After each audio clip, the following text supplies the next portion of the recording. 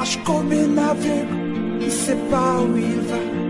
Tu marches comme un sourd qui n'entend rien du tout. Tu t'en fous de Dieu, tu te moques de sa Bible, mais un jour, tu couleras des larmes pour tout cela. Tu vas couler des larmes, tu vas pleurer un jour. Dis-moi si tu mourrais ce soir, mais que diras-tu à Dieu si tu mourrais demain? Notre thème, c'est le bonheur éternel. Vous savez, s'il nous faut définir le bonheur, comme on le dit, le bonheur, je pense que chacun de nous ici aura une certaine conception sur cette affaire du bonheur. Alléluia. Amen. Parce que le bonheur, c'est quelque chose que tout le monde recherche dans la vie. Alors, nous allons essayer de donner quand même une certaine définition. Ça m'y a permettre, voir au moins une idée, il y a membre de Josie là, dans quelle option ou dans quel contexte de Josie là, membre il y a bonheur éternel. Alors, le bonheur est simplement défini comme un état heureux causé par une complète satisfaction. Je reprends, le bonheur, c'est un état heureux causé par une complète satisfaction. Alléluia. Amen. Je ne sais pas si je me fais comprendre. Donc, état awa, il y a que état, il y a l'état. Mais état, en tant que nature, il y a muntu. En tant que nature, il y a tima, il y a muntu. Donc, si tu manges, qu'elle va se sentir à l'aise. Ça veut dire que à l'aise, que Dieu, na mambo mosi, ya kitoko, mambo si me plernge. Il n'a pas ça là que, vraiment, ngevoa na état ya héroïna. Alléluia. Et c'est cela ce qu'on appelle par le bonheur. Et le mot éternel, nous le savons. C'est-à-dire, c'est un bonheur qui n'a pas de fin. Un bonheur qui reste illimité. Et ce soir, c'est de ce bonheur éternel que nous voulons parler. Dans le texte de Ephésiens 1, que nous venons de lire tout à l'heure, c'est l'apôtre Paul qui écrit aux chrétiens d'Éphèse. Il écrit en leur rappelant d'abord un élément. En leur faisant savoir que le fait que eux, ces chrétiens d'Éphèse, ont accepté Jésus dans leur vie, que cet acte d'accepter Jésus dans leur vie fait d'eux non seulement des êtres sauvés, mais également des héritiers de Dieu. Alléluia. Amen. C'est-à-dire, ils deviennent les membres de la famille de Dieu. Autrement dit, Pamekuma aussi Bana Yanzam. Parce que on ne peut que parler d'héritier lorsqu'il y a un lien de parenté. Celui qui laisse un héritier, ça veut dire que même si l'héritier n'est pas forcément né de la même famille que lui, mais le fait qu'il désigne un héritier montre que cet homme-là, métissé, moyen, namoutina. Autrement dit que même si personne n'est étrangère, la famille a yali, mais le fait que la personne veut que Moutina Kuma héritier a yali, ça montre que Moutina, zone bak étranger, il y a une position à la tête de la famille a yali. Alléluia. Amen. Et Paul explique cela que Jésus-Christ non seulement a sauvé nos âmes, l'enfer, a libéré nos âmes des prisons sataniques, mais il nous a également transformés ou insérés dans la famille de Dieu pour que peut aussi Betkuma, Bana, Yaza. Et si nous sommes des héritiers, ça veut dire que nous avons également un bonheur à jouir, un bonheur à mériter, un bonheur à toucher avec Dieu. Et ce bonheur que nous avons avec Dieu, comme Dieu est éternel, ça veut dire que, puisqu'il est aussi notre Père, ça veut dire que le bonheur qui nous revient de droit doit être un bonheur éternel. Amen. Alléluia. Amen. Parce que bonheur éternel, car nous le savons qu'aujourd'hui, il est difficile et impossible que nous les humains, que nous puissions jouir ou vivre un bonheur éternel. Sinon qu'un bonheur momentané, pour ne pas simplement dire un bonheur en délestage. Aujourd'hui tu es heureux, demain tu es malheureux. Et après-demain, ça fait le délestage. Parce que ce bonheur n'est pas éternel. Mais qu'est-ce qui fait que le bonheur est bientôt, il y a une vie éternelle? Parce que, d'un côté, le lieu que Dieu avait créé, qui devait servir d'endroit de bonheur pour l'homme, c'est-à-dire la terre, il veut que vous clariez, le monde a été corrompu par le péché. Alléluia. Amen. Alors, nous aussi, notre nature, qui mouche à béton, du soumka, il n'a pas vu ça toto, il y a aussi vu ça béton. Donc, d'un côté, la nature corrompue de la terre, de l'autre côté, la nature corrompue de notre chair, nous empêche de jouir de ce bonheur éternel. Amen. Alléluia. Amen. Voilà pourquoi on souffre. Voilà pourquoi il y a des épidémies. On est tout le temps malade. Par lui, comment par camarade diabète. Grippe, ne parlons plus. Voisin. Parce que ces deux états de corruption constituent des blocus qui empêchent que, votre côté, la bonheur éternelle, il y a bientôt. Alléluia. Amen. Et tout ce qui existe comme malheur, souffrance, pauvreté, ce sont ces éléments-là qui donnent la force au blocus de nous empêcher tous les jours de jouir du bonheur éternel. Parce que dans Ésaïe 45, le verset 18, Dieu dit, il a créé la terre. Ça me veut qu'il y ait le désert. Mais il a créé la terre pour que la terre soit habitée par des hommes. Alléluia. Amen. Et nous comprenons même dans le texte de la Genèse que lorsque Dieu crée le monde, Dieu crée une partie où il va planter un jardin. Et c'est dans le jardin qu'il va insérer les premiers hommes.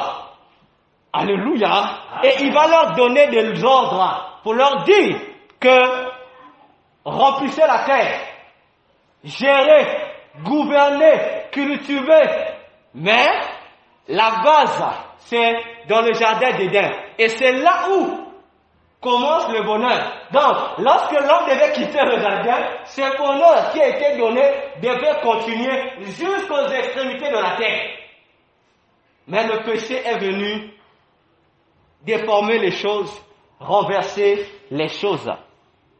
Comme pour dire, ce qui était au début bonheur éternel, à cause du péché, à cause de l'insoumission de l'homme vers son Dieu, est devenu un bonheur à moitié, un bonheur momentané, un bonheur en délestage.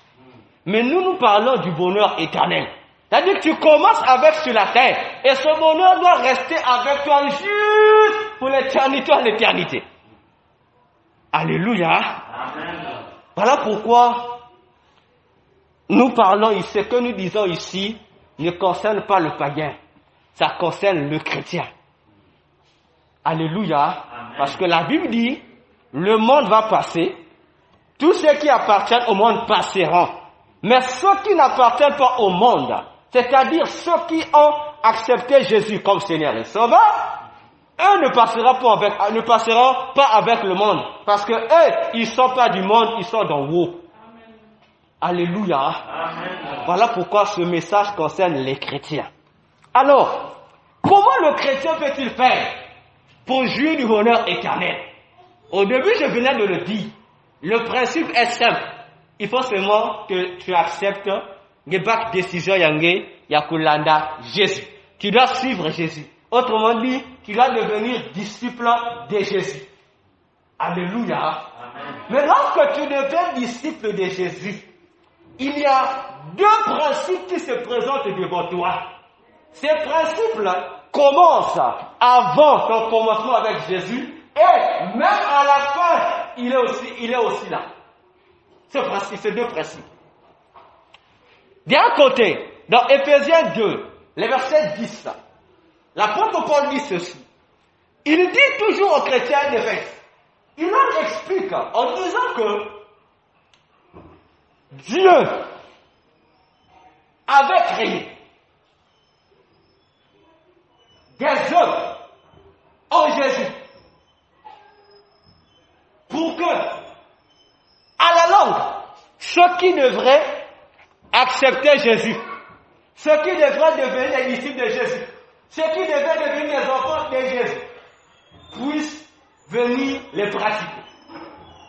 Alléluia. Est-ce que nous le comprenons? Donc, on dit que avant, depuis, Jean-Louis, il y a que la œuvre, c'est-à-dire, maman vient mot, indiquant déjà en avance à travers Jésus, savent que, à la longue, Zola, quand beaucoup m'avaient disciple à Jésus, n'a pu pratiquer hier. Alléluia. Donc Dieu prépare déjà en avance les œuvres pour permettre aux chrétiens de pouvoir vivre le bonheur éternel. Apocalypse 14, le verset 13 dit ceci. Apocalypse 14, le verset 13 dit que les saints, lorsqu'ils meurent, leurs œuvres les suivent. Alléluia. Est-ce qu'on se fait comprendre? Est-ce qu'on se fait comprendre? Fais-moi, c'est bon? On m'a raillé, c'est bon?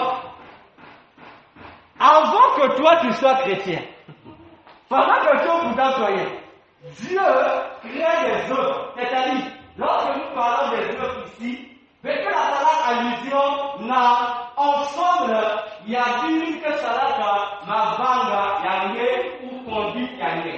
Dieu a déjà choisi que ceux qui seront mes enfants doivent se comporter de quelle manière. C'est comme un papa ou un parent. Avant que le parent ou du moyen, déjà papa que j'en ai, ou que j'en ai. Moi, il faut avoir papier. Il faut avoir papier. Déjà, le parent prépare l'éducation de son enfant en avance, avant que l'enfant ne soit né. Le jour où l'enfant sera né, l'enfant sera simplement obligé à pratiquer l'éducation qui était là préparée avant sa naissance. C'est la même chose également que Dieu a fait pour ses enfants, pour les futurs chrétiens. Il prépare cela d'abord, les bonnes œuvres, c'est-à-dire les caractères, les comportements, la conduite qui vont caractériser les chrétiens. Ceux qui vont se dire que nous sommes enfants de Dieu. Parce que Dieu comprend déjà que l'homme, la conduite de l'homme, les œuvres de l'homme ne peuvent pas le plaire. En aucune façon. Voilà pourquoi, pour identifier les enfants à lui-même, Dieu prend ce qui est son éducation, il dispose de ça quelque part. Et l'Apocalypse 14 dit, l'enfant de Dieu, lorsqu'il finit sa mission sur la terre, ou lorsqu'il meurt sur la terre, les mêmes œuvres doivent l'accompagner. Alléluia. Voilà pourquoi j'ai parlé de deux principes qui commencent avec nous et également qui terminent avec nous. Les œuvres, toujours, la conduite, le comportement. Alléluia. Alors, cela nous amène à réaliser une chose. Que lorsque Dieu va faire décision, il y a pour la Jésus. Jésus est venu dans la validation. N'a-t-il siège à la calendrier enfant de Dieu. N'a-t-il quelqu'un à la calendrier serviteur de Dieu. Alléluia. Ces deux options sont parties de Jésus. Parce que tout parent, les gens dans la tête, quand tu vas t'adresser, moi, tu restes enfant. Mais d'un côté, les parents veulent que tu sois ton serviteur.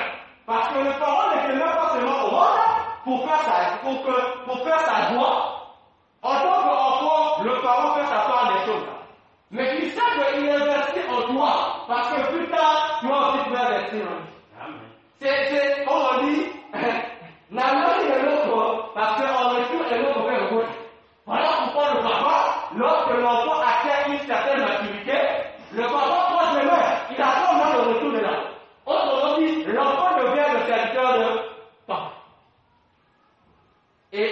déjà que cela fait partie des droits des parents.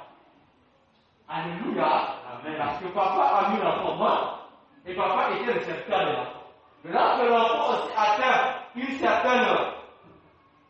un certain niveau de la vie, l'enfant se fait la messe. Et Dieu sait également fait la même chose. Alléluia. Amen. Voilà pourquoi il dit, en tant qu'enfant, c'est lui qui fait. En tant qu'enfant, il fait. Mais en tant que maître, il n'est plus père. Il devient un maître. Il devient un patron. Et lorsque tu t'envoies dans ton service, vous signez un contrat. Et le contrat, c'est donnant.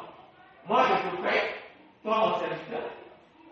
Toi aussi, ensuite, tu dois me payer. Donc, nous nous servons l'un et l'autre. Mais, moi, je reste le patron, toi, tu restes l'ouvrier. Alléluia. Mais en réalité, le patron sert l'ouvrier également sert le patron. Mais seulement à la fin, chacun prend sa part. Alléluia. Amen. Alors, lorsqu'on vient chez Jésus, le premier critère ou la première identité, il y a Jésus que peut savoir ni identité, il y a moi. Conformément à Jean 1, les versets 12 à 14. Nous sommes enfants de Dieu. En tant qu'enfants de Dieu, il y a une certaine ligne de conduite que Dieu nous donne. Une éducation qu'il veut que nous puissions caractériser, nous puissions plutôt faire de cela notre mode de vie.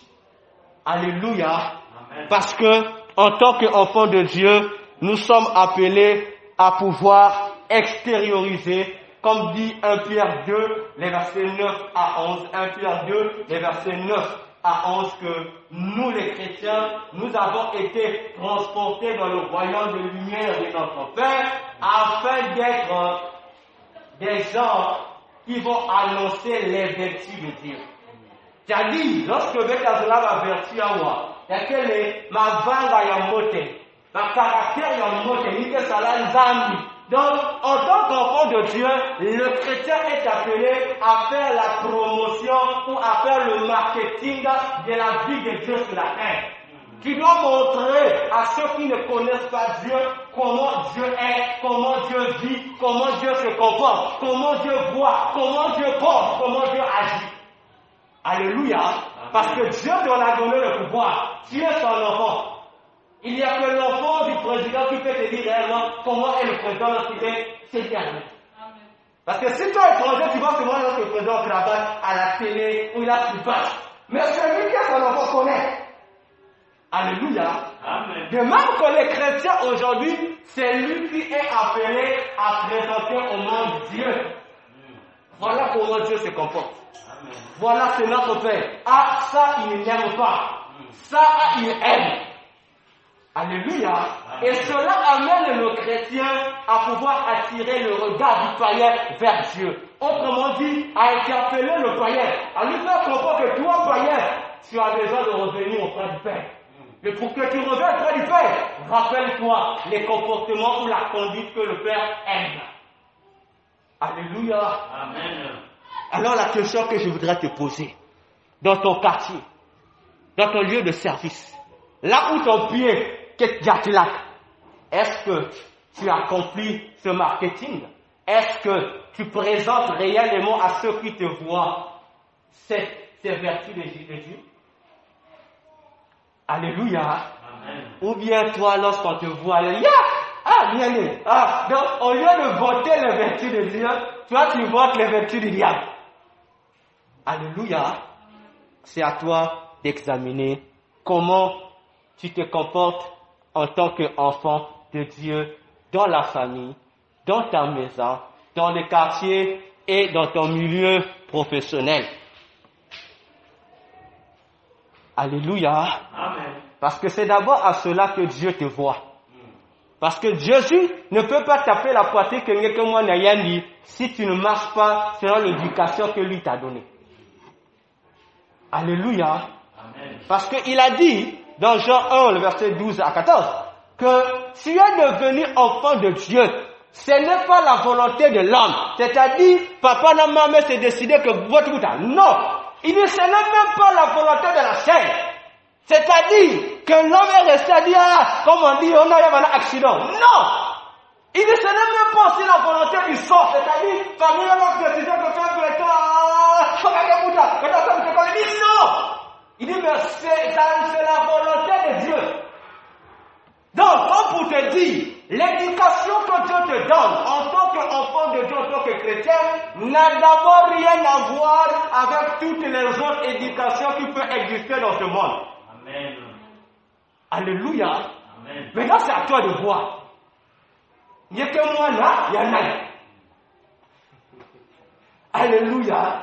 De qui es-tu enfant? Il n'y a que moi, il y en a. Il y a Jésus, ou bien il y a papa même, ou il y a maman même, ou il y a famille même. À toi de voir. Parce que si tu es enfant de Jésus, tu dis que je suis enfant de Jésus. On doit réellement voir que toi, tu es enfant de Jésus. On doit voir que tu es enfant de Jésus. Mais on va voir comment. C'est à la manière dont toi tu vas te comporter. Alléluia. Mais tu te comportes comment? Alléluia. Tu te comportes comment? Est-ce que tu représentes Jésus lorsque tu marches? On voit Jésus. En tout, on doit voir Jésus. Dans les gens d'Orient, on dit oui, il y avait. Ah, il y avait. Comme la Bible dit dans l'église d'Antioche, dans Acte, je pense, Acte 11, verset 25. Les non-chrétiens, c'est les païens qui font ça dans les chrétiens.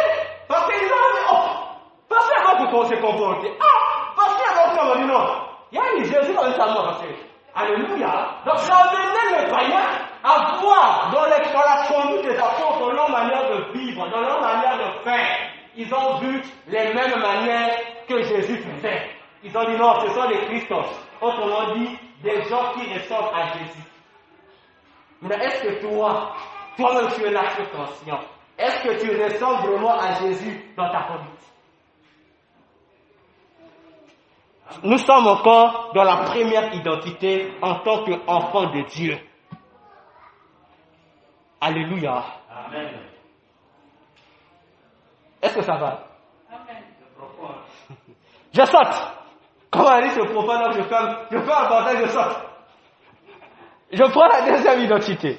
La deuxième identité, lorsque tu es enfant, Dieu te fait grandir en tant qu'enfant. Mais à un certain niveau de ta vie spirituelle, Dieu veut également que tu aies une autre identité, comme on dit, une double identité pour faire de toi serviteur ou servante de Dieu. Alléluia. Amen. Alléluia. Et en tant que serviteur ou servante de Dieu, attention, il y a également des œuvres qui te sont préparées en tant que serviteur. Cette fois-ci, ce n'est plus en tant qu'enfant, mais en tant que serviteur, en tant que servant. Et ces œuvres-là, tu es appelé à les pratiquer. Donc, lorsque tu vas marcher, on voit d'un côté que tu es enfant de Dieu, et d'un côté, on voit que tu es serviteur de Dieu. Donc, le feu se manifeste avec toi. Alléluia. Amen. C'est ce qui doit faire la différence entre toi qui es serviteur et l'enfant de Dieu qui n'est pas serviteur mais qui est seulement enfant de Dieu. Il faut que cette différence soit. Alléluia. Parce que dans 1 Pierre 4, les versets 10 jusqu'au verset 11, l'apôtre 1 Pierre 4, les versets 10 à 11, l'apôtre Pierre dit, nous sommes des bons dispensateurs des dons de Dieu. Alléluia. Amen. En tant qu'enfants de Dieu, nous avons la mission de faire la promotion des comportements de Dieu. Mais en tant que serviteurs de Dieu, nous avons la mission de faire la publicité des dons de Dieu. Amen.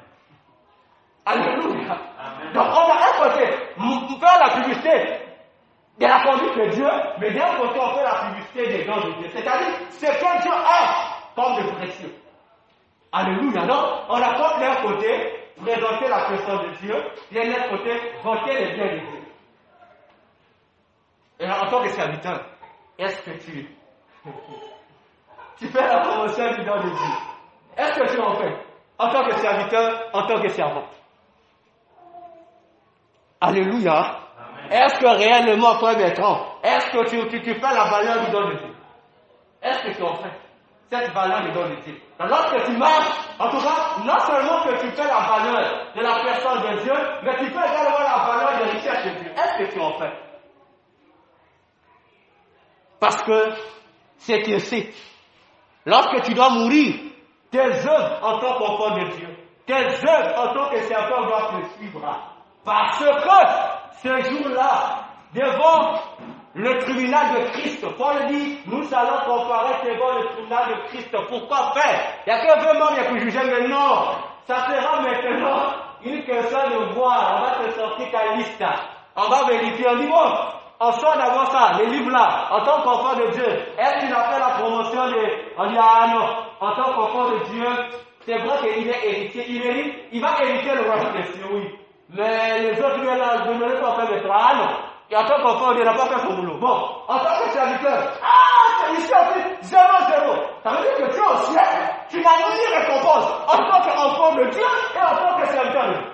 Mais moi, tu as hérité en tant qu'héritier, tu as hérité le royaume, tu es rentré dans le royaume. Alléluia. Amen. Mais la volonté de Dieu, c'est que tu hérites les deux choses. En tant qu'enfant, tu as une récompense. En tant que serviteur, tu as une récompense. Alléluia. Amen. Est-ce que je me fais comprendre?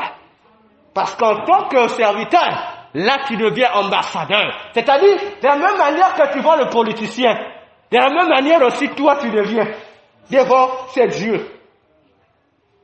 Amen. Amen. Est-ce que ça va? Amen. Alors, parlons des obstacles. Les obstacles qui empêchent que nous, enfants de Dieu, que nous, serviteurs de Dieu, ne puissions pas pratiquer ces œuvres pour glorifier notre Dieu là où nous vivons. Le premier obstacle, c'est ça, ce que je nomme les raccourcis du bonheur. Alléluia. Amen. Tu, en tant que chrétien, mais quel bonheur éternel. Maintenant, parmi nous, il y a ceux-là qui veulent faire des catéchisages. Il y a, si vous comptez lundi, la plus longtemps, Milikaïna, ça va beaucoup de bonheur éternel. Maintenant, vous avez créé un raccourci avec vous. Donc, vous catéchisez, ça va vous tourner. Alléluia. Amen. Mais nous oublions que ce soit sur le plan physique, que ce soit sur le plan spirituel, les raccourcis du bonheur, quel veille. Physiquement, si tu veux avoir le bonheur, il y a des lois qui sont établies. Mais dans le temps, comme ça, son mouton. Sache qu'il y a son mouton. Mais, notre envoyé, si tu boulevardes vraiment, tu as gagné. Il n'y aura pas de raccourci pour le bonheur. Parce que le bonheur pour les humains a des principes. Le bonheur aussi devant Satan a des principes. Le bonheur aussi devant Dieu a des principes. Mais quand Satan te trompe, il te fait comprendre qu'il a des raccourcis pour le bonheur, alors que c'est faux. Alléluia. Amen. Alors, dans les raccourcis du bonheur, qu'est-ce que Satan fait? Vous allez lire Genèse 3, du 1er jusqu'au 8e verset. Satan, lorsqu'il vient trouver Adam et Ève dans le jardin, qu'est-ce qu'il va utiliser pour pouvoir les tromper, leur faire comprendre qu'ils peuvent attiser le bonheur, qu'ils peuvent faire des raccourcis, créer leur voie pour atteindre le bonheur que Dieu a promis. Il commence comment? Le premier élément qu'il va utiliser, c'est détourner les enfants de Dieu, détourner les serviteurs de Dieu de la parole de Dieu. La première chose qu'il fait, c'est ça. Il va t'utiliser. Il va te faire comprendre que la parole de Dieu que tu lis, en fait, elle est fausse. En fait, c'est mal dit. En fait, c'est pas ça. Alléluia. Alors, lorsque toi aussi, tu vas commencer à prêter attention, ça veut dire que tu vas commencer à dire, il y a vrai, et Satan va t'attraper. C'est pourquoi la Bible dit que, dans Osée 6, je pense Osée 6, à moins que je me trompe, Dieu dit quelque chose.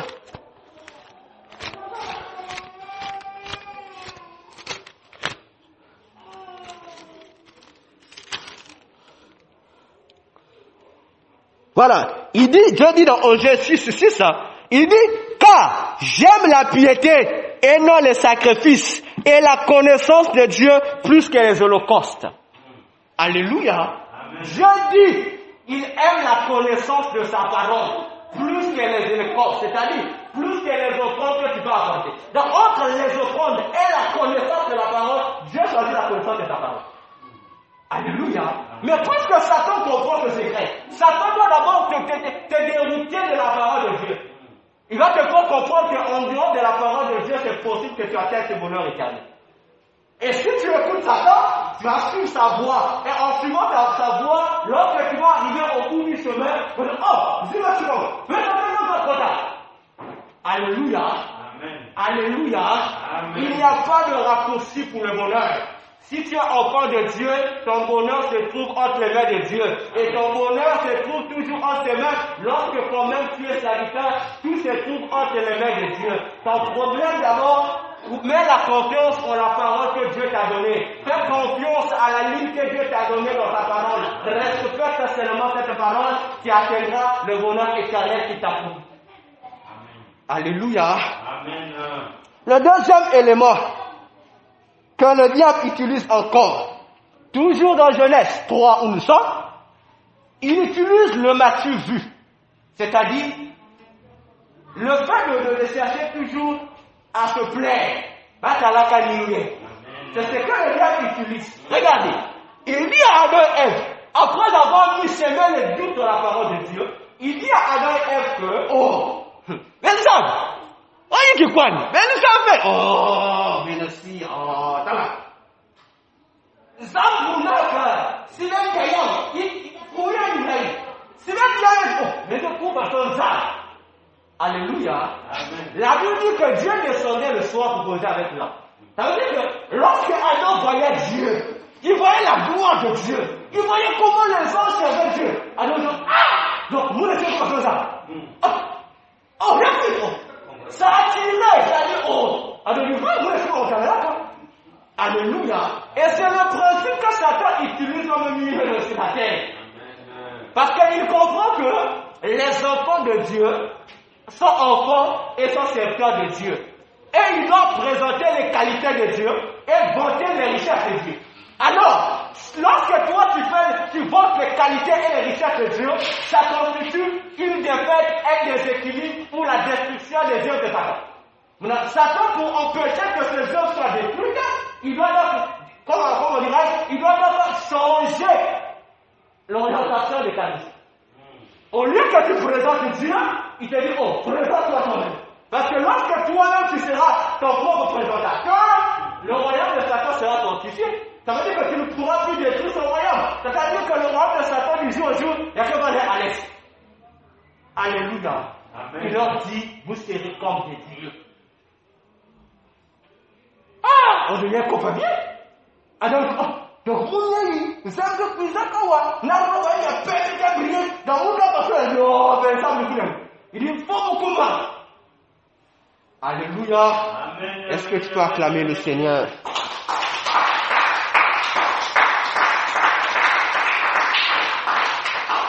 Parce que Satan a commencé à convoiter la qualité de Dieu et les richesses de Dieu depuis le ciel.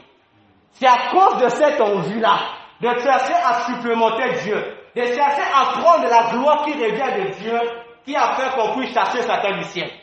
Lui aussi, quand il comprend que toi, tu es aussi devenu quelqu'un que Dieu a fait venir au ciel, lui, ça ne représente pas un plaisir. Donc lui aussi, il va te mettre dans la même erreur pour que toi aussi, tu sois chassé de la présence de Dieu.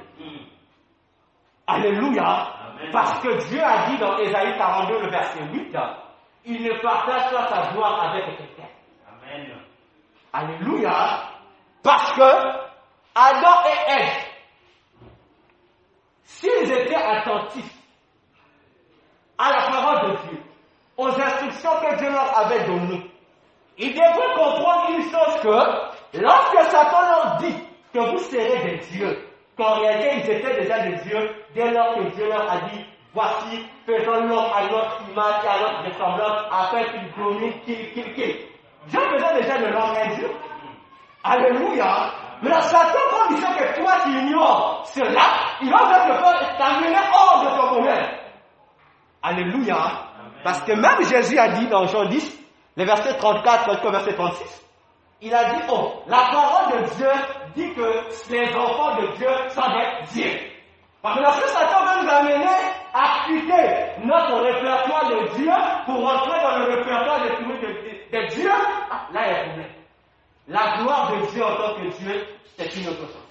Toi aussi, en tant que Dieu, c'est-à-dire en tant que petit Dieu, Dieu t'a donné une gloire, une richesse, des pouvoirs qui te concerne spécialement dans ta position de Dieu. Alléluia. Donc Dieu a son trône là-bas, toi aussi tu as ton trône. Dieu a son royaume, il t'a donné ton royaume sur la terre. Maintenant, toi tu veux laisser ton royaume sur la terre pour aller faire un coup d'état à Dieu. Mais sache que Dieu ne peut pas le faire le coup d'état. Tu fais le coup d'état à Dieu, en réalité, c'est un coup d'état contre ton propre bonheur que tu fais, sans te rendre compte. Alléluia. Amen, amen, amen. Alors, le dernier point que Satan a utilisé encore avec Adam et Ève, c'est quoi? C'est l'ignorance. L'ignorance de quoi? De la valeur du don que Dieu a donné à l'homme et à la femme. Si Adam avait pu réfléchir un peu aux théories du diable, Adam allait comprendre que, oh, mais le serpent qui est serviteur, qui se soumet à moi, qui veut me tromper, mais il est choses qui contredisent mon supérieur, mais il ne soumet plus, il se dit, qu'est-ce que vous là?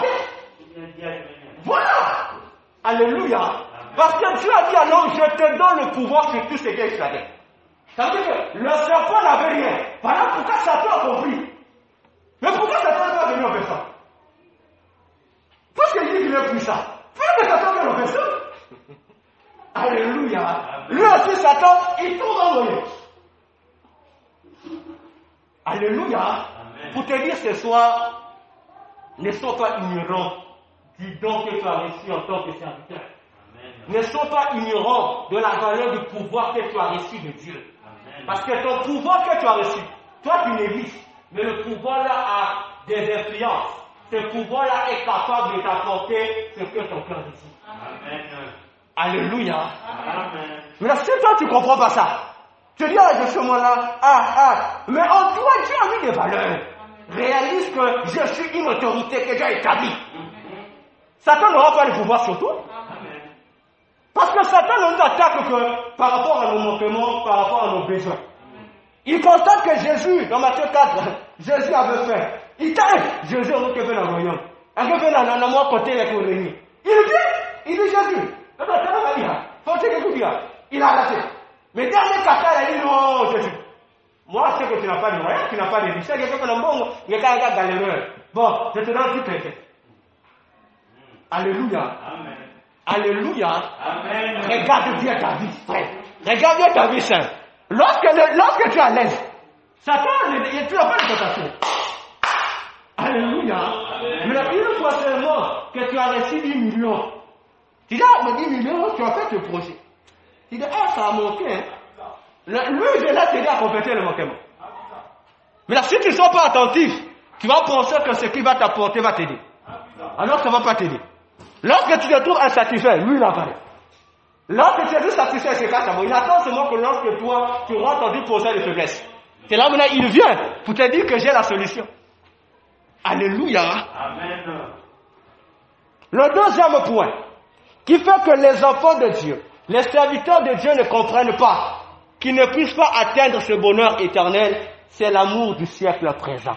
Amen. Alléluia. Vous savez que le siècle présent a un amour. Hein? C'est-à-dire, le siècle de vivre, il n'y a qu'un amour ailleurs. C'est-à-dire qu'il n'y a qu'un rythme ailleurs, rythme de vie ailleurs. Et rythme, on appelle ça qui est. Les scientifiques disent que le siècle des lumières. Donc, un siècle, vraiment, c'est très clair. Alléluia. Amen. Et c'est cela qui nous amène hors de notre bonheur éternel. Parce que nous voulons maintenant vivre selon le rythme de ce siècle présent. Mais oublions que, en tant qu'enfant de Dieu, il y a un rythme que Dieu nous a donné. En tant que serviteur, il y a un rythme que Dieu nous a donné. Et le rythme qui n'a rien à voir avec le rythme du siècle présent. Alléluia. Amen. Alléluia. Amen. Est-ce qu'il y a quelqu'un qui n'a pas vu là où il est? Acclame encore le Seigneur.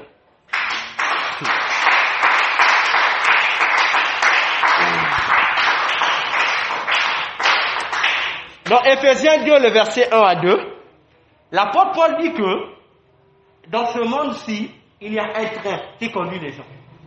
Il y a un train qui conduit les gens. Alléluia.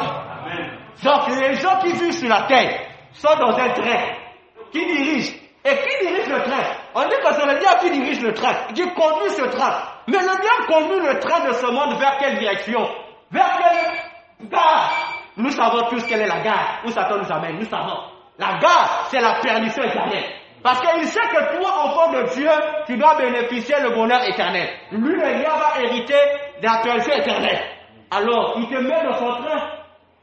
Alléluia. Il met son train. Il gagne son train. Mais là, tu as un train au moment où il y a un vrai train. Tu vois, c'est un bon honneur dans le train. Mais tu oublies la finalité du train. Il n'y a pas de beauté là-bas. Alléluia. Amen. Et c'est ce que nous voyons aujourd'hui. La vie, le mode de vie aujourd'hui sur la terre. Nous sommes tous témoins.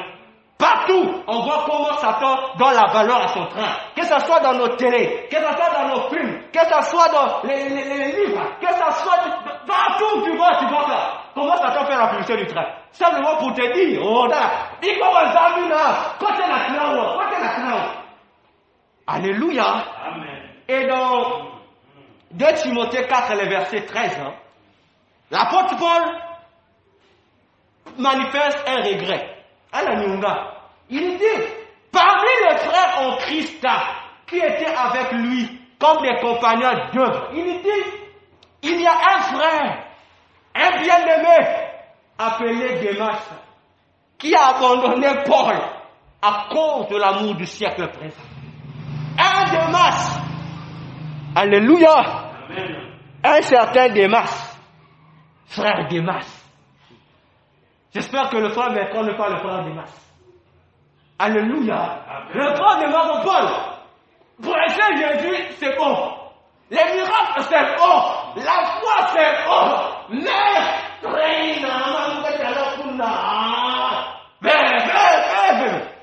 il a abandonné le Seigneur pour l'amour du siècle présent. Alléluia. Amen. Et nous avons également aujourd'hui dans les églises, ces genres de chrétiens. Le nom de Jésus est resté ex-nom de Jésus. Il a voulu rester ex. Mais il est dans l'autre quand il est dans le train. Même malgré qu'il est même dans le train pour certains, mais il dit que je ne suis pas dans le train. Oh, mais non, vous voyez que tu es dans le train. Mais lui, je ne suis pas dans le train. Alléluia. Amen. Frères, sœurs, ce soir, prends encore conscience. Dieu veut que tu sois ce que lui veut que tu sois. Enfant de Dieu et serviteur ou servante de Dieu. Pour cela, il y a des conduites qu'il a imposées pour que toi tu puisses marcher selon ces conduites. Il ne t'a pas fait poursuivre le train de ces membres. Le train qu'il t'a donné, il a dit ma parole. Il a refusé que tu rentres dans le train quelconque. Mais ce qu'il t'a donné, il a dit, prends le bâton du pèlerin, marche. Marche pour toi. Même si, à un moment donné, tu as senti la fatigue au pied. Mais lui, il veut que tu marches avec le bâton du pèlerin.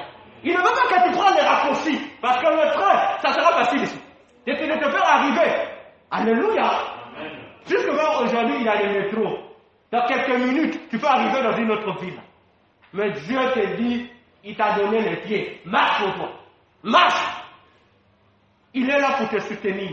Marche de moi. Sois tellement capable d'utiliser le bâton de pèlerin qu'il t'a donné. D'utiliser l'autorité qu'il t'a donnée. D'utiliser la parole qu'il t'a mis à ta disposition. Il a même dit que cette parole, c'est la lumière qui éclaire ton chemin. Alléluia. Amen. Ton problème, c'est simplement avoir la lampe à tes pieds. La lampe, la parole, c'est tout.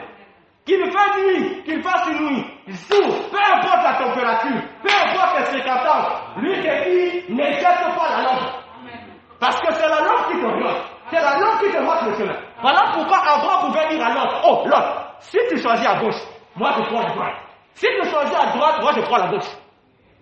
Parce que Abraham était rassuré que sa voie, son chemin ne dépendait pas de ses pensées, mais ça dépendait de ce que le Seigneur lui disait. Ça dépendait de l'instruction que le Seigneur donnait. Alléluia. Amen. Maintenant, toi, je ne sais pas. Est-ce que tu suis l'instruction du train ou tu suis l'instruction que Dieu t'a donnée? Toi-même, tu sais. Vous pouvez également lire dans Tite 2, versets 11 à 14, et Tite 3, versets 1 à 7. Tite 2, 11 à 14, Tite 3, 1 à 7, où l'apôtre Paul montre comment un enfant de Dieu doit se comporter face au siècle présent. Il dit comment tu dois être un modèle en tout, peu importe les circonstances.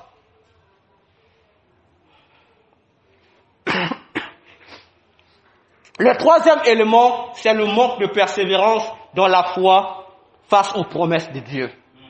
Aujourd'hui, nombreux des chrétiens, des enfants de Dieu, des serviteurs de Dieu font des détours parce qu'ils n'ont plus foi sur la promesse que Dieu avait donnée. Ils n'ont plus foi. La promesse de Dieu devient pour eux comme des histoires. Alléluia. Il y a même ceux qui disent, il voilà Abraham, il voilà. Donc lui, il s'est dit que ça c'était pour eux. Mais ils oublient qu'on dit que la parole de Dieu ne change pas. Si la même promesse a béni Abraham et Sarah pendant qu'ils ne pouvaient pas avoir les enfants, mais puisque toi aussi, tu te retrouves dans la même situation, ça veut dire que la promesse là a toujours des effets sur toi. Le problème, c'est que tu dois simplement avoir la foi. Alléluia. Tu te dis que tu es de bonheur. Toi-même, tu portes le nom. Oh, vous n'y aimerez Zabave. Oh, vous n'y aimerez Zabave. Oh, va l'okamoun. Oh, il va l'okamoun. Le problème, crois seulement à la parole de Dieu. Amen. Peu importe ton état. Peu importe tes difficultés. Alléluia. Amen. Dieu a dit, il ne t'abandonnera pas, il ne va pas te délaisser. Bon, maintenant, si toi, tu te sens délaissé, ouvre-toi les yeux. En fait, c'est toi qui as délaissé Jésus. Jésus est là avec toi. Parce que tu ne crois plus aux promesses. Amen. Et tu commences à créer des détours. Tu commences à chercher là où il ne faut pas aller. Alléluia. Tu commences à créer des prétextes. Oh, parce qu'à l'église, on ne soutient pas. Mais quand tu commences. Alléluia. Amen. Est-ce que c'est l'église qui t'appelle les promesses? Moi, je sais pas. Est-ce que c'est le pasteur qui t'appelle les promesses? Bon, le promesse, c'est lui en qui tu as cru qui a dit, si toi tu m'acceptes, si toi tu me sais, c'est moi qui me lirai. Il n'a pas dit, c'est le berger qui va te contacter. Non! Mets seulement ta foi à Jésus. Ne regarde pas pour toi les hommes. Regarde seulement Jésus. Tu n'es pas enfant du pasteur. Tu es enfant d'abord de Jésus. Tu n'es pas serviteur d'abord de ton église. Tu es d'abord serviteur de Jésus. Amen. Donc si l'église ne te soutient pas, va voir le grand patron. Ça se fait dans nos sociétés. N'est-ce pas, frère Béton? Si tu contactes le comptable, ne paye pas. Ah non, on va voir le DG. Si le comptable va payer les gens, non, on va voir le DG. Parce que le DG, il y aura un mot et il y aura des blocages d'argent quelque part. Alléluia. Nous servons Dieu. Nous marchons, nous faisons la promotion de Dieu. On fait le marketing de Dieu. Pendant que les autres font le marketing des zen ou le marketing d'MTN sous le soleil. Nous, sous le soleil, on souffre pour Jésus. Amen. Maintenant, lorsqu'on souffre, alors on va rester, on va se taire, on va commencer à voir le pasteur. Non, on va voir Dieu. Amen. Alléluia. Parce que les promesses appartiennent à Dieu. Regardons vers Dieu. Arrêtons de regarder vers les hommes. Parce que le temps d'être là de nos choses. Tu viens quoi dire? Il va te dire, c'est trop. Mais Dieu ne va jamais te dire ça. Alléluia. Amen. Sois persévérant dans les promesses. Continue à croire aux promesses de Dieu. Amen. On a dit à Bakouka, même si la prophétie tarde, il dit, attends-la, elle s'accomplira en son temps. Maintenant, pourquoi tu souffres pour rien? Pourquoi tu as l'estomac pour rien? Amen, hein? Amen. Tu as même le céphalée pour rien. Tu commences à devenir philosophe. Alors qu'on t'a simplement dit, recommande ton sort à l'Éternel. Fais de lui. Amen. Alléluia. Amen. Voilà pourquoi les chrétiens, nous nous écartons de notre bonheur éternel nous-mêmes. Parce que nous ne savons pas ce que veut dire persévérer. Alléluia. Amen. Abraham a quitté avec sa femme. Avant que Dieu l'appelle, l'état de Sarah, Abraham connaissait. Dieu l'a appelé. Abraham a attendu des années. Alléluia. Pour avoir ce qu'il attendait de Dieu. Bon, mais naturellement, on n'a même pas encore fait les années d'Abraham. Abraham aussi voulait créer le raccourci du bonheur. Il dit, Dieu va comprendre. Malgré ça, Dieu a dit, c'est pas ce que j'ai promis. Alléluia. Amen. Sois persévérant. Garde la foi. La foi de Jésus ne faillit pas. Le quatrième élément, c'est la négligence. Dans 1 Corinthiens 3, les versets 9 à 15, l'apôtre Paul dit ceci. Le fondement a été posé. Bon, toi qui es ouvrier de Dieu, sache comment construire.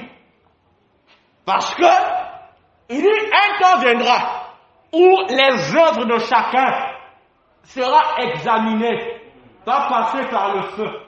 Mais si tu faisais l'œuvre de Dieu, là va papier.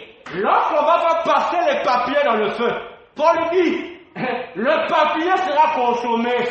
Ça veut dire, si c'est consommé, il y a la couleur vermeille, tu n'as pas de récompense. Il dit, si tu as construit avec le fer, le fer va passer, le fer va sortir de l'autre côté, tu auras la récompense. Lisez, dans 1 Corinthiens 3, c'est que l'apôtre Paul dit. Alléluia. Amen. Alléluia. Amen. C'est à toi de voir comment fais-tu l'œuvre de Dieu. Tu es sérieux ou tu es négligent? Jérémie 48, il dit, le dit, maudit soit celui qui fait l'œuvre de Dieu avec négligence. Peut-être que tu te dis, je ne suis pas le docteur. Moi je chante pas. Mais je te dis que tu es un serviteur caché. Parce qu'en toi, Dieu a mis des dons. Ce sont les dons qui font de toi serviteur. Ce sont les dons qui font de toi servante. Même si tu ne veux pas te prononcer, même si tu n'intègres pas un département quelqu'un, mais le fait que tu as reçu un don de Dieu, 1 Pierre 4, le verset 10 à 11 dit que tu es appelé à servir, à présenter ou à dispenser les dons de Dieu. Alléluia. Amen. Alors est-ce que toi tu donnes de la valeur à l'œuvre de Dieu ou au don que tu as reçu? Alléluia. Parce que les négligents, ce sont les gens qui ne savent pas que le don de Dieu, faut le nourrir. C'est-à-dire, il faut t'exercer toujours à le faire. Il faut le perfectionner du jour au jour dans le travail. Amen.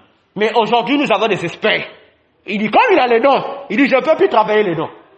C'est du contact, alors que c'est une erreur. Il y a aussi ceux-là qui ont le manque d'esprit d'écoute. Alléluia. Pour eux, ce sont des autosuffisants. Donc, si tu dis seulement, donc avant que tu termines, lui déjà te donne la réponse. Amen. Alléluia. Mais tu oublies que les autres également sont utiles là, pour l'avancement de ton don, pour t'aider à hériter du bonheur éternel que Dieu a réservé pour toi. Vérité. Alléluia. Amen. Il y a également l'orgueil. Et c'est cet orgueil aujourd'hui qui commence à amener la guerre des ministères dans les églises. Ça amène les compétitions. Amen. Alléluia. Amen. Et du coup, il y a aussi des clans, des partis dans l'église. Non, il y a diaconesse Ursula, il y a diaconesse Raï. Mais moi, je me demande comment les églises, les frères et sœurs arrivent à être supportés comme ça. Alléluia. Donc, si à un côté, c'est la diaconesse Raï qui prêche. Vous allez écouter, et si la diaconesse Ursula qui fait, là-bas, au lieu que l'ennemi se regarde, mais nous commençons à nous combattre nous-mêmes. Amen. Alléluia. Bon. Mais Dieu aussi, Dieu va les ouvriers. Les ouvriers vont à détruire les outils de travail. Vous détruisez tout. Bon, maintenant, qu'est-ce que vous allez donner à Dieu comme contre eux? Alléluia. Parce que nous sommes simplement négligents. Alléluia. Le cinquième élément, c'est l'irresponsabilité des leaders, sinon des conducteurs. Parce que un conducteur doit être le modèle devant ses brebis. Alléluia. Amen. Dans Éphésiens 5, les versets 1 à 2, l'apôtre Paul nous dit d'être des imitateurs de Dieu en toutes choses. On doit être imitateur de Dieu en toutes choses.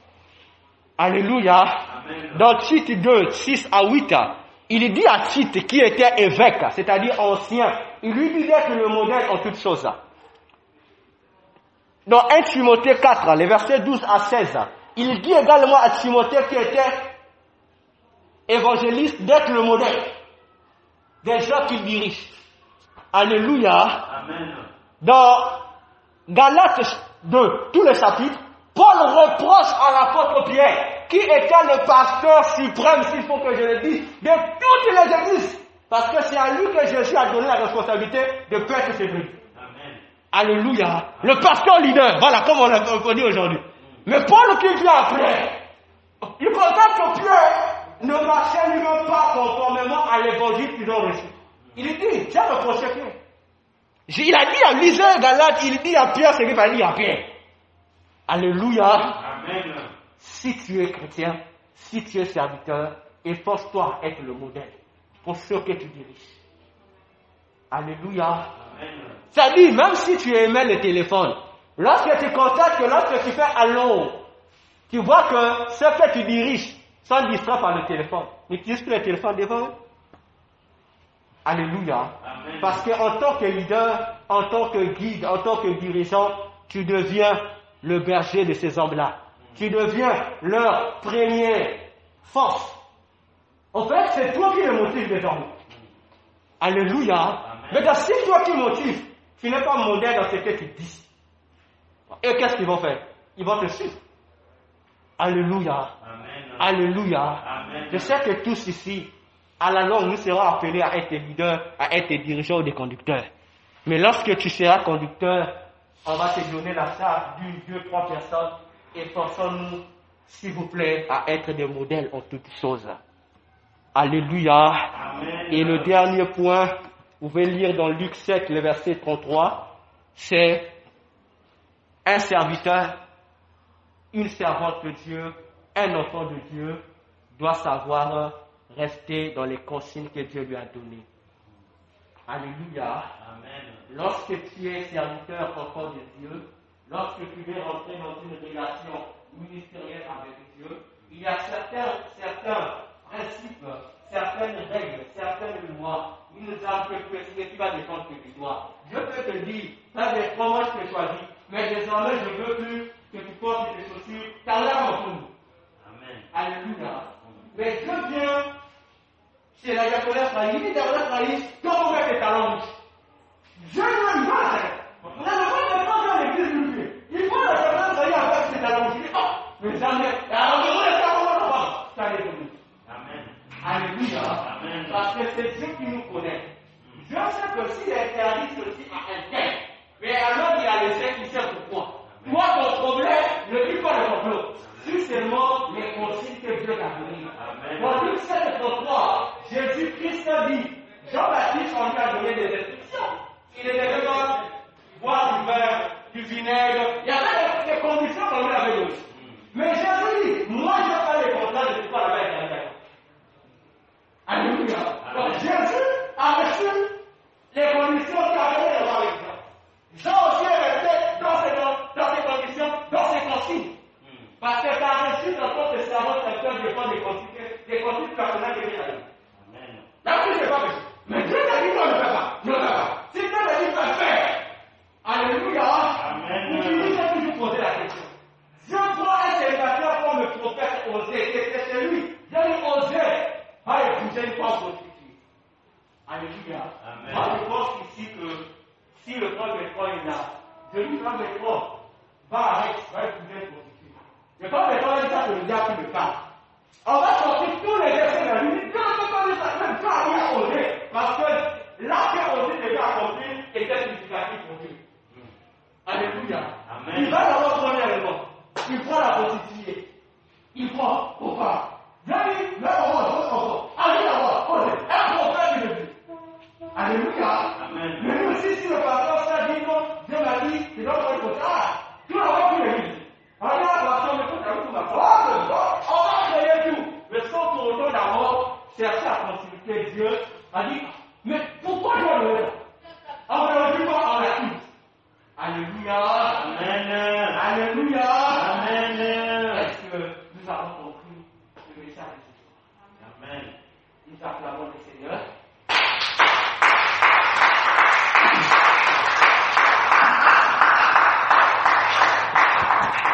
Je vais donc laisser la place à la diaconesse Raï pour la suite.